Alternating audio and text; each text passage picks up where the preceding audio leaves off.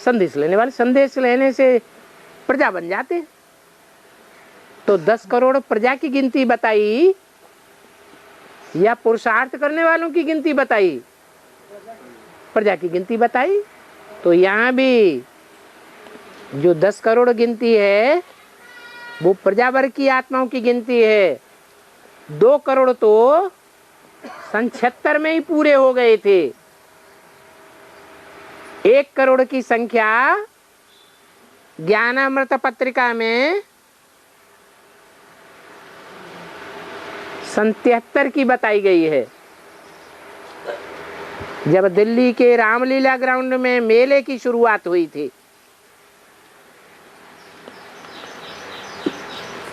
30 साल में जितनी सेवा हुई उतनी सेवा संदेश देने की 3 साल में हो गई।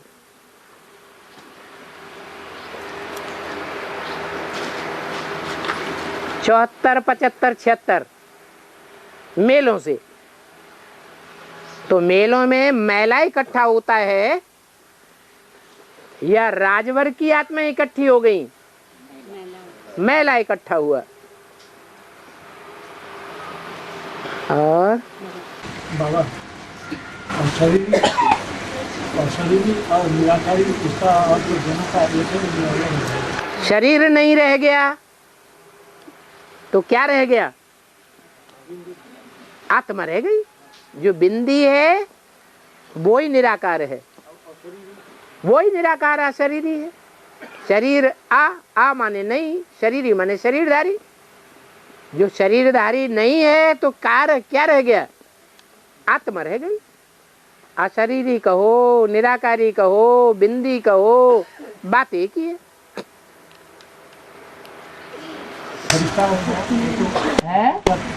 फरिश्ता स्वरूप, फरिश्ता उन्हें कहा जाता है जिनका स्थूल देहधारियों से कोई रिश्ता नहीं होता,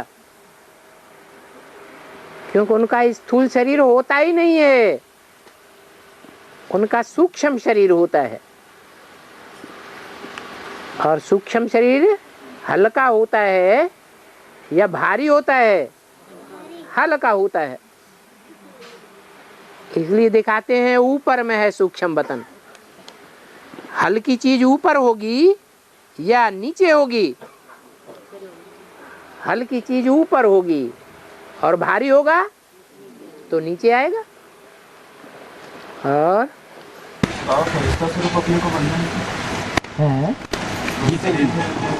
जीते जी फरिश्ता स्वरूप बनेंगे ना, जब मनन चिंतन मंथन में ही रहेंगे, और वो भी ईश्वरीय ज्ञान के मनन चिंतन मंथन में। दुनियावी ज्ञान के मनन चिंतन मंथन में रहेंगे तो देहभानी बन जाएंगे। दुनिया का जो ज्ञान है वो देह का ज्ञान है या आत्मा का ज्ञान है? देह का ज्ञान है। तो देह का ज्ञान लेते लेते देह अभिमानी बनेंगे। आत्मा का ज्ञान लेने से आत्मा सूक्ष्म शरीरधारी बनेगी। सूक्ष्म शरीरधारी ऊंची स्टेज में उड़ता रहेगा।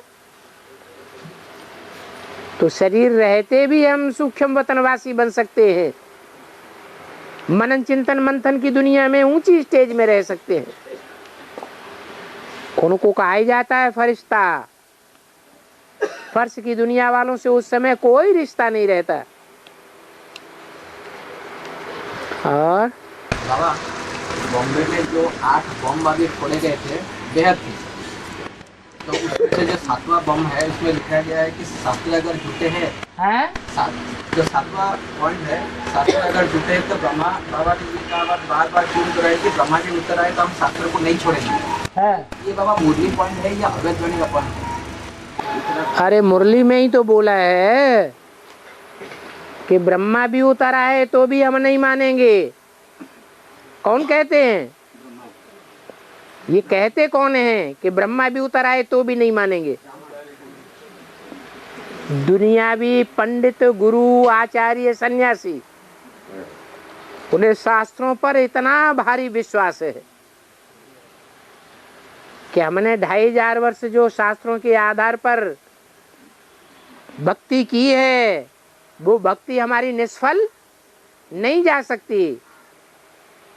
शास्त्रों में जरूर सार की बातें हैं, जो सार आकर के भगवान हमको बताता है, इसलिए वो पक्के हैं कि शास्त्रों में जो सर्वश्रेष्ठ शास्त्र श्रीमद् भगवत गीता है, वो गीता शास्त्र जरूर क्लियर होगा। क्योंकि कहावत है, कै समझे कवि और कै समझे रवि। जो गीता आदि शास्त्रों की कविता करने वाले कवि थे वो तो चले गए, उन्होंने सतो प्रधान स्टेज में शास्त्र बनाए थे, परंतु बाद में जो आए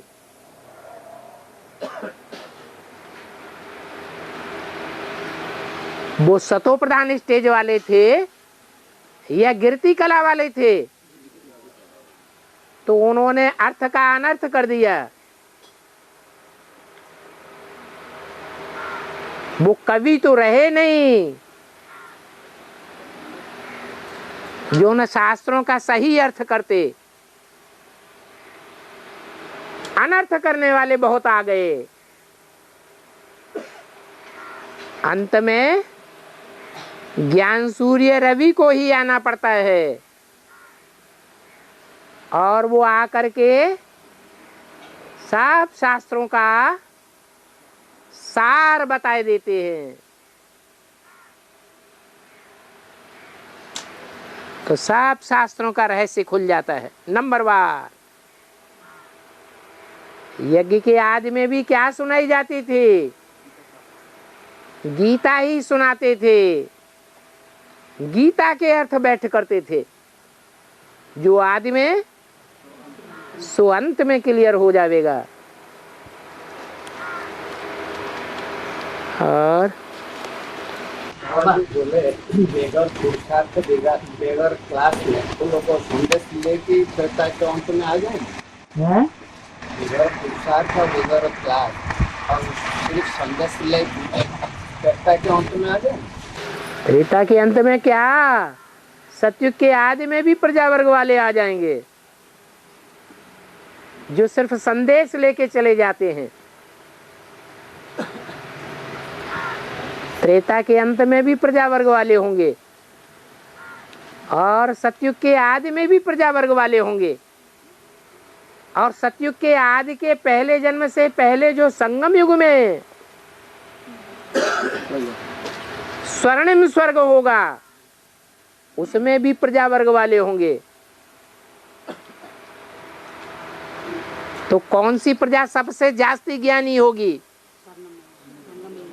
संगम युग वाली जो प्रजा होगी वो सबसे जास्ती ज्ञानी आत्माएं होंगी। सूर्य के बच्चे सारे ही सूर्य समान होंगे, रोशनी ही रोशनी ज्ञान की भरी हुई होगी। बाकी प्योरिटी का सब पुरुषार्थ नहीं करेंगे। बाप का वरदान है, तुम्हारा पूरा का पूरा परिवार ज्ञान में चलेगा। क्यों कहा?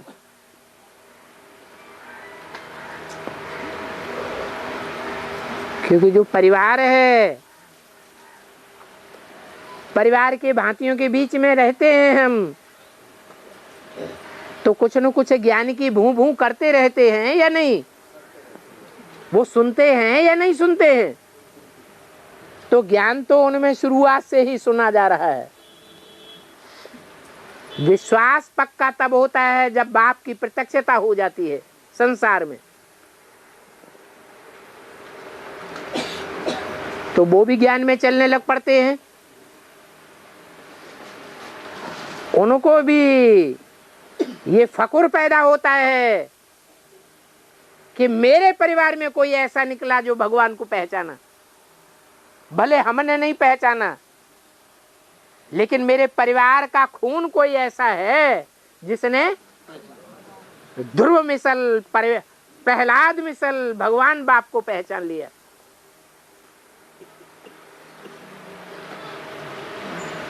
तो वो भी ज्ञान में तीखे हो जाएंगे।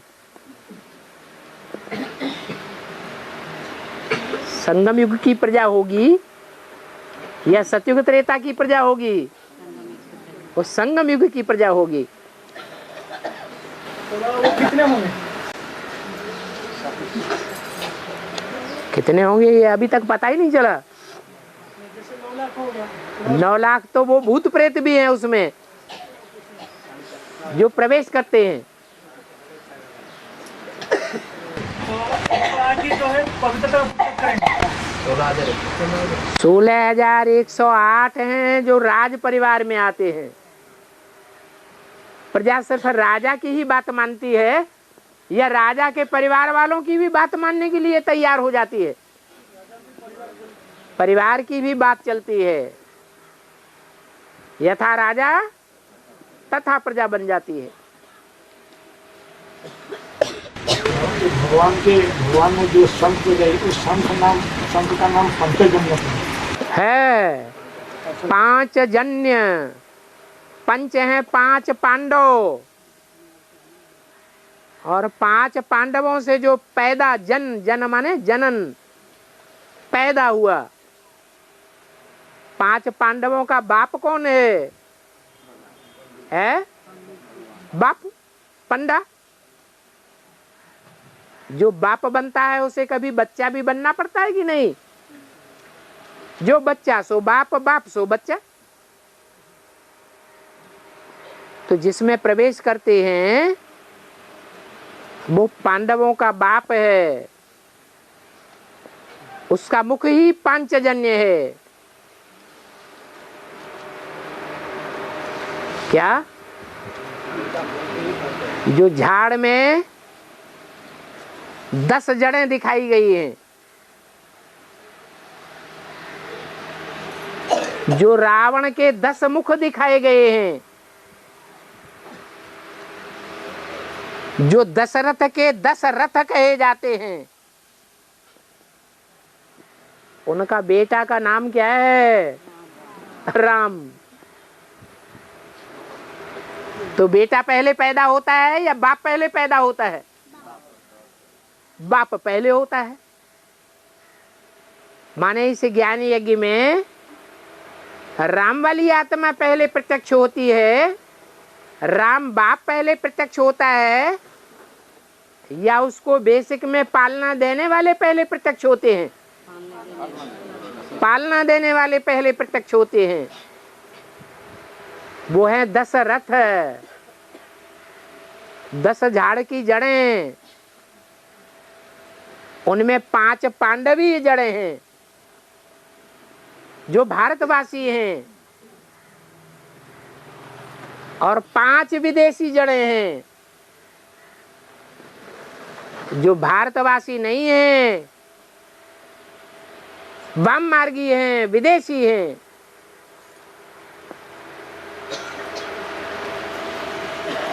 तो बाप का जन्म किनसे होता है? किसके प्रभाव से प्रभावित होते हैं? 5 पांडवों के प्रभाव से ज्यादा प्रभावित होते हैं। राम वाली आत्मा बाद में ज्ञान में आती है।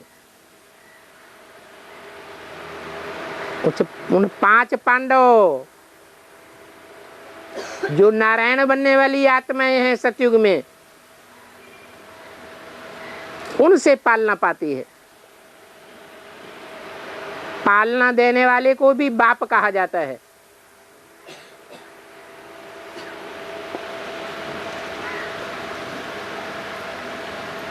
तो कहा गया पांचजन्य। शंख का नाम है। शंख में से आवाज की जाती है, तो जब तक उसमें हवा बाहर ना निकले तो आवाज आएगी? जब हम बोलते हैं तो हवा बोलने के साथ बाहर जाती है या अंदर जाती है? तो ये पांचजन्य शंख है जिस मुख में बाप प्रवेश करते हैं। 5 ब्रह्म हो गए, 5 ब्रह्म हो गए। हाँ जी। अब बाबा वो जो ब्रह्मा भी उत्तर आए तो हम शास्त्र को नहीं मानेंगे, इसका जो अर्थ है तो ये जो 8 पॉइंट है उसका 2 अर्थ निकलते हैं, एक बाहर वालों के लिए समझाने के लिए, एक ब्राह्मण बच्चों के लिए समझाने। हाँ जी। तो ये तो बाबा हम एडवांस पार्टी के लिए लागू हो रहे हैं कि हम तो सही मुरली को पकड़ रहे हैं। अगर ब्रह्मा भी आकर के हमको कुछ उल्टा सीधा बोले तो हम उसकी बात को भी नहीं मानेंगे, हम तो मुरली को मानेंगे। ये तो एडवांस पार्टी के लिए बाबा ने बोला है। तो ये एडवांस पार्टी के लिए लागू हो रहा है ना बाबा, जो शास्त्री है। तो बेसिकली तो शास्त्र को नजरअंदाज कर देते हैं। तो ये बात तो क्लैरिफाई बाबा हो जाती है। और मुरली को नजरअंदाज नहीं करते हैं क्या? मुरली को भी करते हैं। तो बाबा ये हम एडवांस पार्टी के लिए बाबा ने ये मुरली में बताया कि तुम ब्रह्मा जी उतरा है तो हम शास्त्र को नहीं छोड़ेंगे, हम मतलब एडवांस पार्टी। एडवांस पार्टी में सब सूर्यवंशी हैं या और धर्मों के बीज भी हैं? तो वो भी है। तो हम बाबा सूर्यवंशी के लिए हो जाते हैं कि जो हम है हम शास्त्र को नहीं छोड़ेंगे, हम सूर्यवंशी के लिए। हम अभी मुरली को छोड़ रहे हैं क्या? फिर बाद में तो छोड़ने की बात ही नहीं, जब हम अभी ही मुरली को नहीं छोड़ रहे हैं। तो बाबा ये ब्रह्मा बाबा उस समय हम एडवांस पार्टी को इमर्ज करके ही ये बात बताया कि ये एडवांस पार्टी जो है मुरली का सहारा लेकर के ही सेवा करेंगे या बाप को प्रत्यक्ष करेंगे। तो बात ये सही है बाबा? शास्त्रों में गायन कहाँ का है? किसका गायन है? हम ब्राह्मणों का ही तो गायन है। हम ब्राह्मणों में ही तो कोई ऐसे हुए हैं जो मुरली रूपी शास्त्रों को छोड़ने वाले नहीं हैं।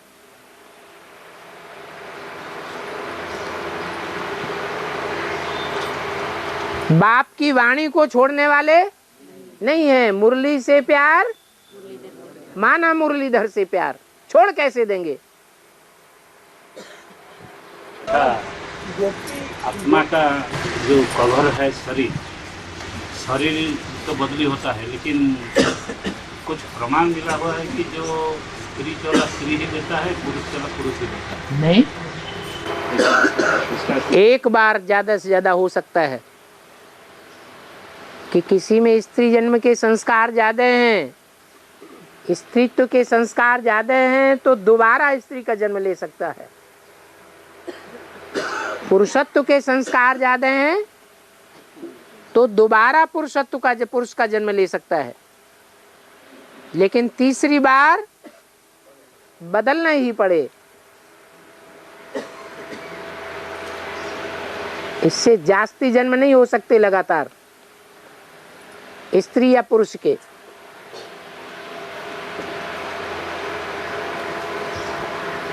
हिसाब किताब पूरा करना जरूरी है।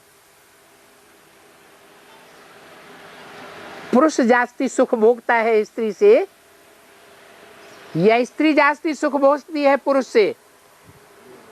ज्यादा त्याग की भावना किसमें होती है? स्त्री में ज्यादा त्याग की भावना होती है। बापों के बीच में एक ही बाप है जो कुछ भी नहीं चाहता, बाकी बाप तो त्यागी नहीं होते हैं और माता तो त्यागी होती है। तो जो सुख भोगा है पुरुष बन करके, वो हिसाब किताब चुकतू नहीं करेंगे हैं? करना पड़ेगा। और अभिमन्यु चक्र क्या है? हाँ, जोर से बोलो। फंस गया है क्या? शंख कम बजाया होगा। जो शंख कम बजाते हैं इसका मतलब ज्ञान का शंख कम बजाएंगे कब? जब ज्ञान कम सुनेंगे, ईश्वर के ज्ञान को अगर पूरा सुनेंगे तो शंख भी बजाएंगे या नहीं बजाएंगे? बजाएंगे। और मुरली में इंटरेस्ट नहीं लिया होगा, बस मेरा बाप ऐसा है, मेरा गुरु ऐसा है, मेरा मामा ऐसा है, ये देहभान हुआ या आत्माभिमान हुआ? देहभान हुआ।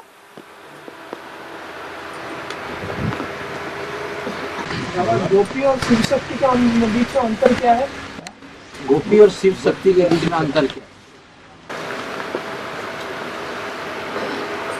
शिव की शक्तियां वो हैं जो शिव से पावर भरती हैं। जिन्होंने शिव से पावर भरी है वो शिव की शक्तियां। पावर ही नहीं भरी तो शिव की शक्तियां कहां से बन जाएंगी? जगदम्बा ज्यादा पावरफुल है या लक्ष्मी ज्यादा पावरफुल है? क्यों? ज्यादा पावर जगदम्बा ने भरी है मिलन मेला मनाने की। इसलिए जगदम्बा संगम युग में विश्व की मालिकानी बनती है, विश्व के ऊपर कंट्रोल करती है। और लक्ष्मी सुधरों के ऊपर कंट्रोल करती है या सुधरों अनसुधरों दोनों के ऊपर कंट्रोल करती है? सुधरों के ऊपर कंट्रोल करती है सिर्फ।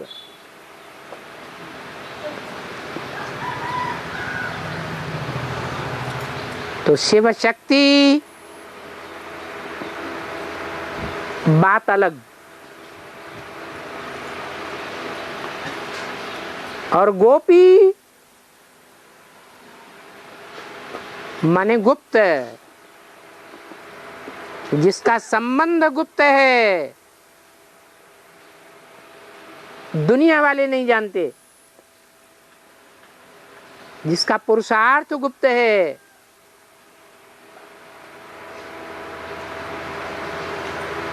गोपी के साथ गोप भी हैं, उनकी संख्या भी लिमिटेड है। गोपियों की संख्या कितनी है? 16,000। और अभी बाबा ने मुरली में बताया कि बच्चे को सब संबंध बाप से निभाना है, सब संबंध बाप से निभाना है। हाँ जी। अच्छा, तो बाबा जो है कोई ब्राह्मण बच्चा है, कुमार है और बाप का बोल रहा हूँ। हाँ बोलो। उसका स्नेह सबसे ज्यादा बाबा से है। एक दृष्टि के लिए उस कुमार का जो नीचे गिरना होता है वो होता है। वही संबंध अगर वो मतलब वो खुद सजनी बन जाए, सोचिए जैसे शंकर वाली आत्मा ने शिव के लिए सजनी बन गया, तो इसके लिए जो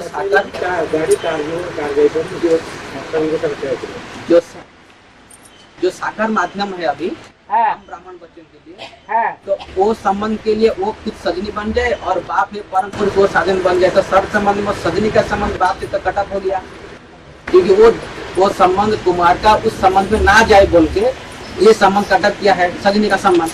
तो सब संबंध तो इसमें साबित नहीं होते। एक सब संबंध में से एक संबंध माइनर जो सजनी का है, तो ये लिख सकते हैं कि नहीं?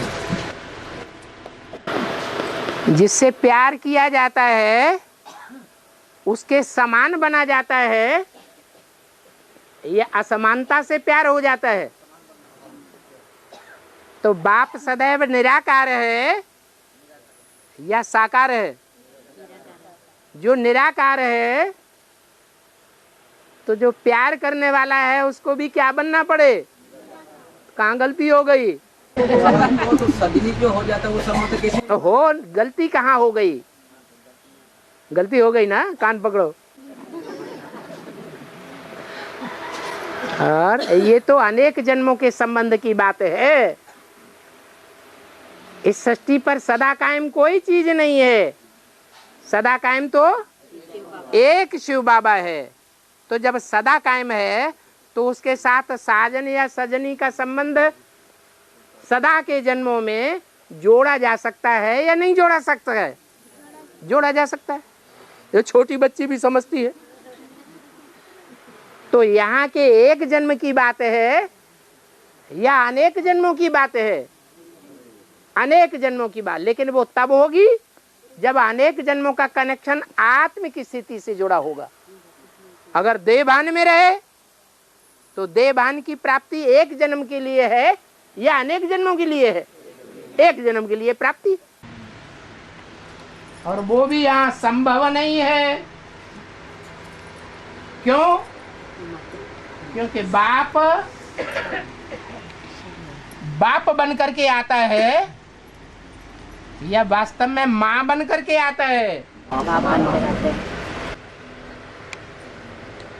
दुनिया में भगवान का पुरुष रूप गाया जाता है या स्त्री चोला गाया जाता है? पुरुष रूप गाया जाता है। और वही बात तो मैंने बोला कि बाबा तो पुरुष ही है। हाँ, तो हम कोई भाई है वो तो अपने को अगर सजनी समझे, मतलब वो तो सब तो स्त्री द्रौपदियाँ है बाबा के आगे, हाँ? तो वो अगर अपने को स्त्री समझे और बाबा ही पुरुष है तो सर्व संबंध की लिस्ट में जो सजनी का संबंध कट ऑफ हम लोग कर दिया बाबा के थ्रू, क्योंकि बाबा ही हमारा तो साधन बना। हाँ? हाँ? यही बाबा तो मैं पूछ रहा था। हाँ? इसलिए क्योंकि अगर आप ये गलत सचे कि बाबा के जन्म में सजनी बने तो बाबा को झुकना पड़ेगा पुरुष के सामने। तो बाबा को झुकना पड़ेगा? नहीं, स्त्री पुरुष के आगे जो स्त्री होता है तो झुक जाता है ना। तो जो बाबा को प्यार करता है वो कैसे चाहेगा कि बाप उसके कोई भी जन्म में बाबा उसके आगे झुक जाए? वो तो चाहेगा ही नहीं ऐसे। तो इसीलिए वो जो सर्व संबंध में से विशेषकर कुमार बता दिया कि अनेक संबंध जब हैं अनेक जन्मों के, तो अनेक जन्मों का कनेक्शन आत्मा से है या देह से है? आत्मा से कनेक्शन है। जब आत्मा का ही अनेक जन्मों से कनेक्शन है तो हमें अनेक जन्मों की प्राप्ति करने की बात है या एक जन्म की प्राप्ति करने की बात है? अनेक जन्मों की प्राप्ति करने की बात है। और जब अनेक जन्मों की प्राप्ति करने की बात होती है तो हमको भी क्या बनना पड़े? आत्मा बनना पड़े, बिंदु बनना पड़े। अगर देवभान आता है तो बाप से कनेक्शन जुट ही नहीं सकता, कोई भी संबंध नहीं जुड़ेगा। आत्मा एक जन्म में स्त्री बनती है, एक जन्म में पुरुष बनती है।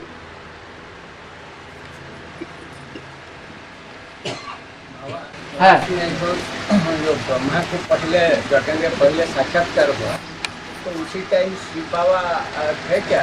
तो साक्षात्कार का जो चाबी बाबा ने बोले मैं साक्षात्कार का चाबी किसके हाथ में नहीं देता हूँ, सिर्फ मेरे हाथ में रखता हूँ।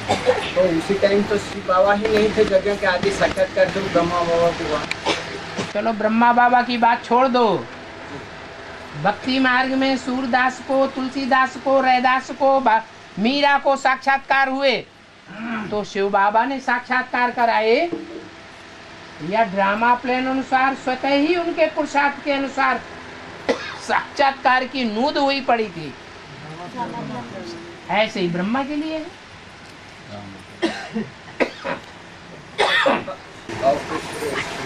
बोलते हैं कि साक्षात्कार का चाबी में किसका हाथ में? बोलते हैं वो मनुष्य बोलते हैं या शिव बाबा बोलता है? मनुष्य बोलते हैं। ज्ञान क्या कहता है?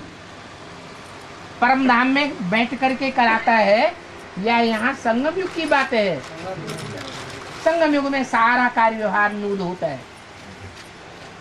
हर आत्मा को, सूरदास वाली आत्मा को अगर साक्षात्कार होना होगा भक्ति मार्ग में तो उसकी शूटिंग कहाँ होती है? संगम युग में शूटिंग होती है। मीरा वाली आत्मा को अगर साक्षात्कार होना होगा तो उसकी शूटिंग कहाँ होती है? यहाँ संगम युग में होती है। यहाँ शूट होता है और वहाँ प्रैक्टिकल ड्रामा में नूद हो जाता है। बाकी ऐसे नहीं है कि शिव बाबा कोई परम धाम में बैठ करके संकल्प करता है। वहाँ संकल्प विकल्प होता है क्या? नहीं। और शिव बाबा सदाकाल में है ना, है? सदाकाल में है ना शिव बाबा। हाँ है? आदि में तो सदाकाल में होगा, हाँ, तो फिर शिव बाबा को साक्षात करना जो है तो साक्षात करके होगा। जो सदा कायम है वो आदि में कायम नहीं है, आदि में भी है। क्या बोलते हैं वो शिव बाबा ही साक्षात्कार करा है, यही हमारा युक्ति था एक क्लास में गीता क्लास। वो भावना है या वास्तविक है? भावना, भावना भावना की बात होगी। अच्छा, जो अष्टदेव होते हैं वो तो जन्म जन्मांतर पुरुष पलित आत्मा है और राजा बनने वाली आत्मा है। वो भी पूर्वज है। वो जो बोला गया है बाबा ने, जो विजय माला में 4 आकर की ऐड होंगे, रुद्रमाला में तो अष्टदेव साबित होंगे। हाँ। वो कैसे बाबा? वो तो जो रुद्रमाला विजय माला में वो तो जन्म जन्मांतर रानी क्वालिटी की आत्मा है, रानी क्वालिटी की आत्मा है। वो हाँ। पूर्वज भी नहीं है, है? वो पूर्वज नहीं है ना। तो राजा रानी वाली बात कहाँ बताई? नहीं, जो अष्टदेव है वो तो पुरुष है ना, हाँ, पुरुष है। वो राजा बनने वाले आत्मा है। हाँ और विजय माया में है तो जो रानी बनने वाली आत्मा है, हाँ। वो कैसे अष्टदेव में आएंगे? अच्छा, राम कौन बनेगा त्रेता में? विजय माला वाली आत्मा राम बनेगी या रुद्रमाला वाला राम बनेगा? तो प्राप्ति हुई कि नहीं हुई? पुरुष जो कुछ कमाई करता है उसका आधा हिस्सा स्त्री को देना पड़ता है, क्योंकि स्त्री में जो प्योरिटी की पावर थी वो प्योरिटी की पावर लेकर के उसने घर गृहस्थी चलाई है, प्योरिटी से यूनिटी बनाई है। इसलिए सारे जीवन की कमाई का आधा हिस्सा अर्धांगिनी को देना पड़े। तो राम वाली आत्मा भी याद में रह करके जो भी कमाई करती है वो कमाई का आधा हिस्सा देना पड़े या नहीं देना पड़े? है? देना पड़े। वही हिसाब तो आधा हिस्सा जब मिल जाता है तो संगम युग में वो विश्व का बादशाह बन जाता है और त्रेता में जाकर सीतावादी आत्मा राजा महाराजा जो कुछ भी कहो बन जाती है। तो इसका मतलब वो अष्टदेव में 4 आत्मा विजयमाला से निकलेंगे। अष्टदेव जो हैं, पहले जो अष्टदेव हैं वास्तव में वो सिंगल के रूप में अगर कहे जाएं तो 4 विजयमाला से माने चंद्रवंश से और 4 सूर्यवंश से हैं। अगर अष्टदेवों को विजयमाला में ऐड करके कहें तो विजयमाला युगलों की माला है, सिंगल की माला है। तो अष्टदेव युगल हो गए या सिंगल हैं? युगल हो गए। तो फिर जो 4 रह गए रुद्रमाला में वो भी ऐड हो जाएंगे विजयमाला में। इस तरह 16 आत्माएं हो जाएंगी, 8 युगल मण के हो जाएंगे।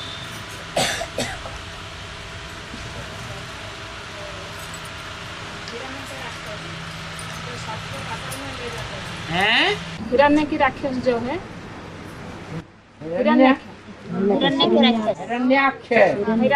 जो सबको पाताल में ले सबको नहीं ले जाता है, काशी वासियों को नहीं ले जाता है, काशी नगरी नहीं जाती है,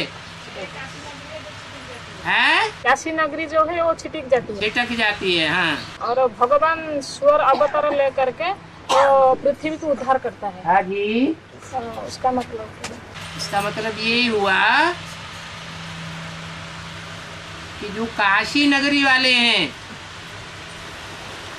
उनकी पवित्रता खंडित नहीं होती पूरी,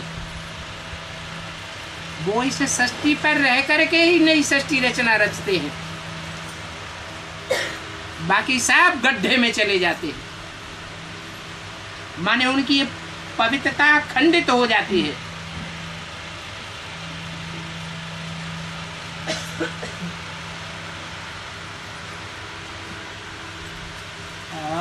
पवित्रता खंडित होने का मतलब है कोई राम में कोई कृष्ण में फंस जाते हैं, सिर्फ काशी ही है जो शिव में इसका बुद्धि टिकता है। हाँ जी। आत्मिक स्थिति में टिकने वाले टोटल कितने होंगे विनाश संपन्न होने तक?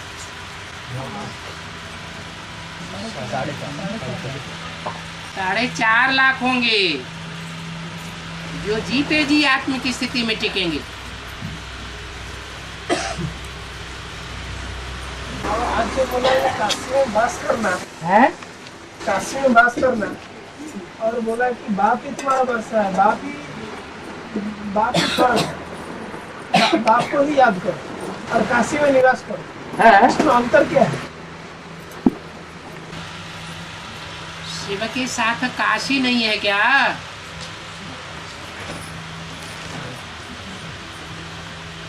काशी के बगैर शिव है क्या? काश्य माने तेज, जहाँ शिव है वहाँ याद का तेज नहीं है क्या?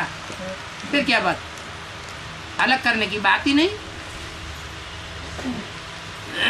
अच्छा बाबा, सुदामा जो श्री कृष्ण को लेकर भेंटी किया था, जो चावल मुट्ठी दिया था, हाँ, उसका मतलब क्या है? इसका मतलब है सु माने सुंदर, दाम माने धन संपत्ति। जिसके पास सुंदर सुंदर धन संपत्ति है, भगवान की दी हुई ज्ञान की संपत्ति है, उसका नाम पड़ गया सुदामा। जो खुद ज्ञानी होगा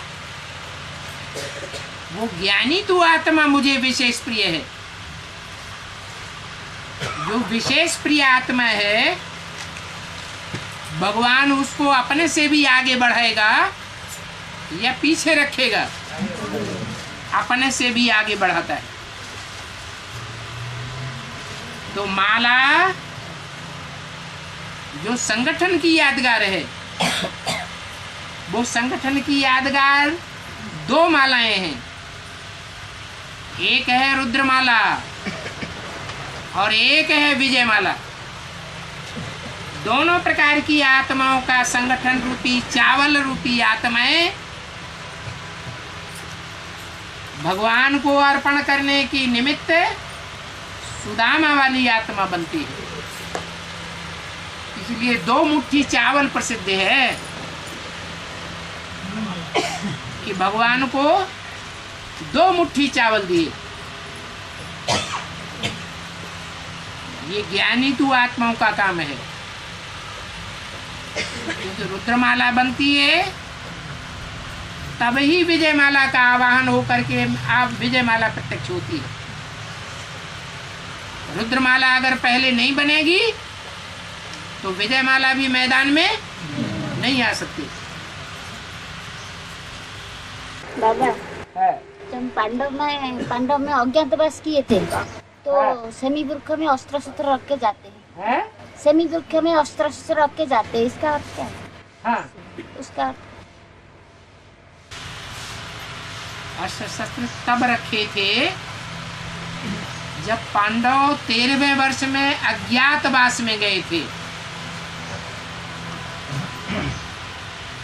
जब अज्ञातवास में गए थे तो वहां शंख बजाएंगे क्या? शंख बजाएंगे तो पता नहीं चल जाएगा कहां पर है? 13 साल गए हुए हैं।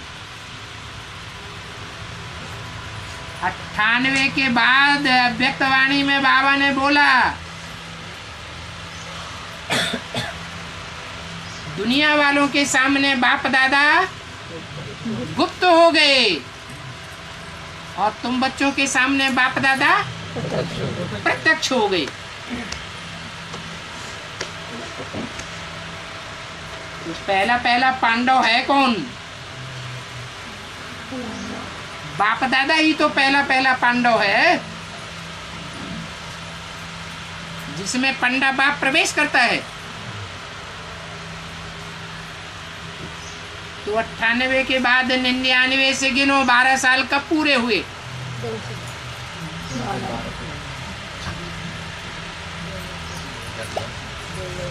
2011 में पूरे हो गए और 13वां साल शुरू हो गया। कौरवों ने चैलेंज दिया कि कोई भी हालत में हम 13वें साल पांडवों को प्रत्यक्ष करके मानेंगे। देखे कैसे गुप्त रहते हैं।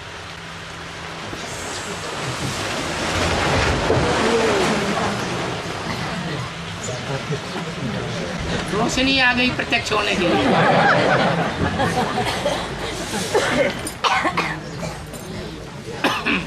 बाबा ये आज्ञातिवास अभी शुरू हो गया। अरे अब पूछने की बात रह गई क्या?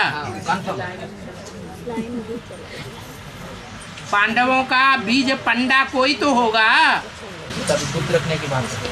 तो पहले बाप के लिए बात लागू होगी या बच्चों के लिए लागू होगी? पहले बाप के लिए लागू होती है, फिर बच्चों के लिए लागू होती है। और आत्मिक स्टेज में रह के जो संकल्प करते हैं बाप के साथ, वो साकार हुआ विराटन। तो अभी जोगिनी बहन के साथ भी ऐसे बाबा का जो संकल्प चल रहा है। क्या संकल्प चल रहा है? माता पिता का भी जैसे बता रहे हैं। क्या संकल्प चल रहा है माता पिता का? योगेश्वर और जोगिनी जैसे कहते हैं। योगेश्वर और जोगिनी कहते हैं, क्यों? बाप और बेटी जोगिनी नहीं हो सकती है? बाप योगियों का योगेश्वर और वो बेटी योगिनी नहीं हो सकती है? ये तो ड्रामा है। ड्रामा में ड्रामाबाजी बाप बेटी मिलकर के कर सकते हैं ड्रामाबाजी, या नहीं कर सकते हैं? जब ड्रामाबाजी करते हैं तो बेटी पत्नी बन जाती है और बाप पति बन जाता है। बाकी है क्या? इच्छा तो होती है ना, जैसे इच्छा तुम्हारी होती होगी। रुद्रमाला के मणकों की सबकी एक जैसी स्थिति होती है क्या?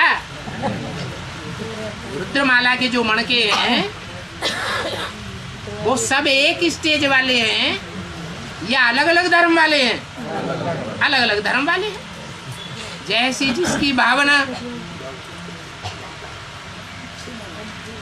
ये जन्म जन्मांतर के हिसाब किताब हैं। काशी नगरी प्यारी नगरी जरूर है। किसकी प्यारी नगरी है? शंकर की प्यारी नगरी है। रचना किसकी है?